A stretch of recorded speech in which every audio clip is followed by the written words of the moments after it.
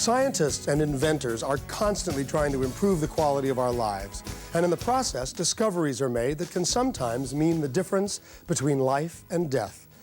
Our next story is the second in our series of miracles of modern technology, but it's not just science at work here. It's also courage, fortitude, and amazing good fortune.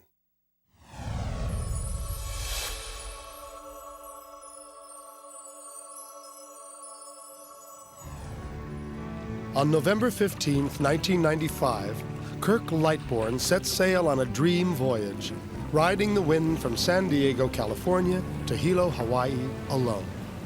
It would be one more chapter in the life of an adventurous man. And even though he was 82 years old, his daughter Priscilla supported his decision. I encouraged him. My feeling was it was great. He was a wonderful sailor. I knew he had a very sound boat. He was in his 80s, and even though it appears that he might live forever, reason tells you that he probably won't, and now is the time. Kirk Lightbourne had lived a very full life. He'd served in the Navy and later worked as a professional musician during the 20s, 30s, and 40s, the heyday of the big band era. He was also an inventor, an author, but most of all, a sailor. The boat he was sailing was a 27-foot sloop, the kind that would probably be safest tied to its mooring during small craft warnings. But Lightbourne was about to sail it across 2,500 miles of open sea. If all went well, he'd reach Hawaii in 14 days. But on his third day at sea, his radio began to fail. Even without radio communication, he would have no trouble staying on course.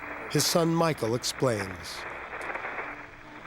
My father has always been a great navigator, and he was a navigator in the Navy. His training made him an expert with a sextant, a navigating instrument just as reliable as any electronics. And then, 1,000 miles from California, a major storm loomed on the horizon. As he prepared for it to strike, Lightbourne tethered himself to the boat with a harness. As the storm progressed, he was getting ready to lower the sails because it was getting too much for him. And he did manage to get the sails down. But at the last moment, as he was getting back into the cockpit, the boat went up a big swell, and the boom knocked him overboard.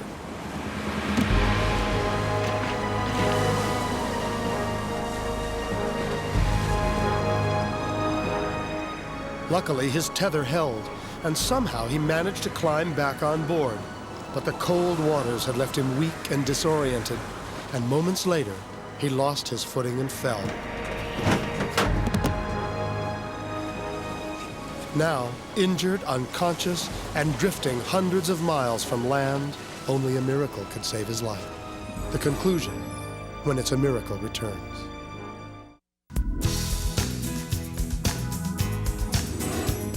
While attempting a solo crossing of the Pacific Ocean from San Diego, California to Hilo, Hawaii, 82-year-old Kirk Lightbourne encountered a series of disasters. First, he lost all radio contact with other vessels and personnel on shore. Next, while preparing for an oncoming storm, the mainsail boom hit him in the head and knocked him overboard. Then, after managing to climb back on board, he lost his footing and fell into the cabin. For the next 7 days, he drifted in and out of consciousness, barely alive. Miraculously, at some point during this time, he managed to activate his EPIRB, a small device that would broadcast an emergency signal that could be picked up by satellites and relayed to authorities.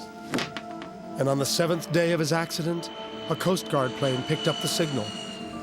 But his boat was too far beyond the 600-mile range for a helicopter rescue. So the Coast Guard contacted a trawler in the same vicinity. Mike Marble and his son John were heading for the fishing waters of Tahiti when they received the call. Back to the Coast Guard aircraft. They said there was a signal from an EPIRB, and they could see the vessel and they couldn't get any radio contact with them. They asked us if we could check it out. And they wanted us to assist in investigating a sailboat to see if there was anybody injured or dead or alive on the boat. The rule of the sea, help a fellow mariner in distress. The Adrienne A immediately changed course and headed for the source of the signal. Well, I didn't know what the kind of scenario we'd encounter. If it was going to be some foul play, if we were going to find a dead person or an empty vessel. We headed straight there, and it took us a little over 2 hours to reach the position of the sailboat. While Mike stayed at the helm of the Adrienne A, John boarded the drifting sloop.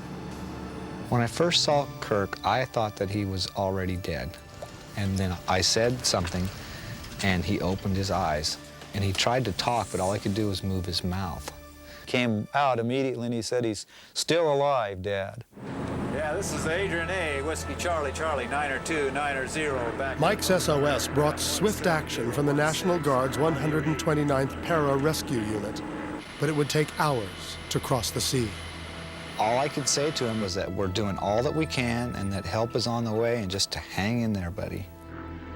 The aircraft finally arrived on scene with 4 paramedics and a large medical cargo pack on board. These men were about to skydive into an emergency situation.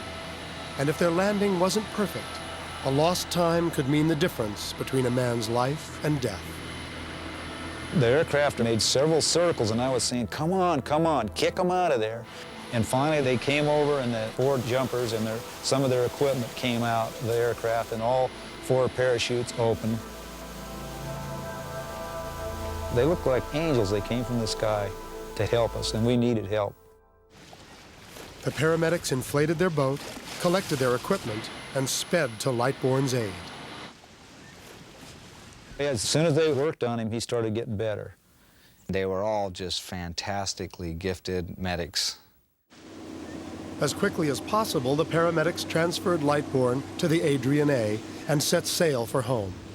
On the way, they would treat the 82-year-old for severe dehydration, and he responded almost immediately. Back on shore, he was transferred to a hospital in San Luis Obispo, where his children learned that he was expected to make a full recovery. Hard to make it real until I got there.